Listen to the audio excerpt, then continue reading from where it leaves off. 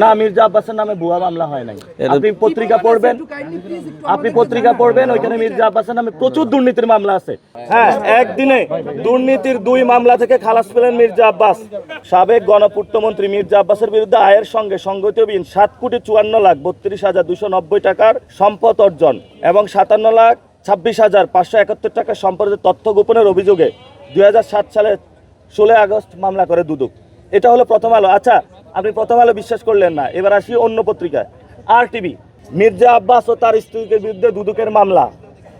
আরো পত্রিকা বলতেছি, একটু স্টপ করেন, একটু শেষ করি।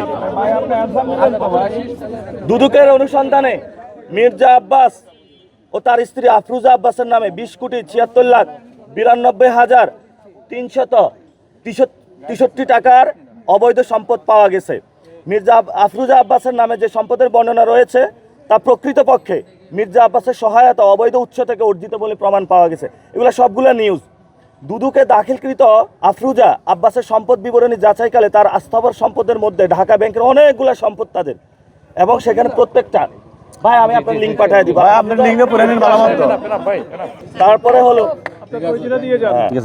আচ্ছা এই ভাই আসেন যাবেন না, আরো